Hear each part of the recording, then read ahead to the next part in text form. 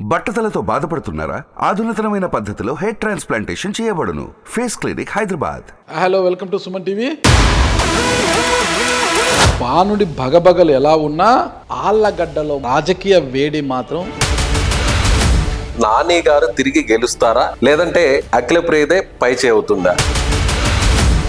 మీ ప్రత్యర్థి భూమా అఖిలప్రియనా, మద్దూరు అఖిలప్రియనా? ఎవరైనా కానీ ఆ పార్టీ నుంచి నిలబడ్డే వాళ్ళు మా ప్రత్యర్థులే, వాళ్ళని ఓడించడమే మా ధ్యేయం.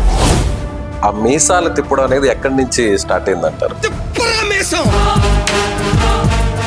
నామినేషన్ పర్వం షురూ కాబోతోంది. గంగుల నాని గారు మాత్రం ఓవర్ కాన్ఫిడెన్స్ తో ఉన్నారు. నేను గెలిచిపోయాను. మీరు చేయించుకున్న వ్యక్తిగత సర్వేలోనే 4% అనేది పెద్ద తేడా ఏం కాదు. అది ఆళ్లగడ్డలో కేవలం ముఖ్యమంత్రి చేసినటువంటి పథకాలు, వారు చేసినటువంటి అభివృద్ధి తప్ప గంగుల నాని గారు చేసినటువంటి అభివృద్ధి ఏమీ లేదు. మీరు నిజాన్ని బయటికి తీసుకెళ్ళండి. భూమా కిషోర్ రెడ్డి ఇటు రావడం, అలాగే మీ బ్రదర్స్ కూడా టీడీపీలోకి వెళ్ళడం, నేను దాని మీద కమెంట్ చేయడం నాకు ఇష్టం లేదు. 2004 ఎలక్షన్ అనుకుంటా. మీ పెద్దనాన్న గారు వెంగళ ప్రతాప్ రెడ్డి గారు ఎమ్మెల్యేగా పోటీ చేశారు. అవతల భూమా నాగిరెడ్డి గారు అనుకుంటా. ఆ సమయంలో నాన్న గంగుల ప్రభాకర్ రెడ్డి గారు భూమా నాగిరెడ్డి గారికి మద్దతు ప్రకటించారు అనుకుంటా. ఆ ఎన్నికల్లో ఎవరు గెలిచారు? మా పెదనాన్న గారు గెలిచారు. అదే భూమా కుటుంబానికి చెందిన భూమా కిషోర్ రెడ్డి ఈరోజు మీకు మద్దతుగా నిలిచారు. మరి హిస్టరీ ఏమవుతుంది?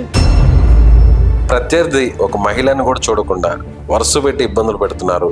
ఏం ఇబ్బంది పెట్టినా అనేది మీరు చెప్తే, వాళ్ళు వస్తే అధికారంలోకి ఆలగడ్డ తిరిగి మళ్ళీ ఒక 10-20 ఏళ్ళు ఎన్నికెళ్ళే డేంజర్ ఉంది. కాబట్టి అంటే ఫ్యాక్షన్ ప్రాంతంగా మారిపోతుంటారా? ఖచ్చితంగా ఈరోజు వాళ్ళు రెచ్చగొట్టే వ్యాఖ్యలు కానీ, వాళ్ళు ఏ విధంగా ప్రవర్తిస్తున్నారో కానీ అందరూ కూడా గమనిస్తూనే ఉన్నారు ప్రజలు. వాళ్ళు కత్తి పట్టాలన్నా, బాంబు వేయాలన్నా ప్రత్యర్థులు ఉండాలి కదా.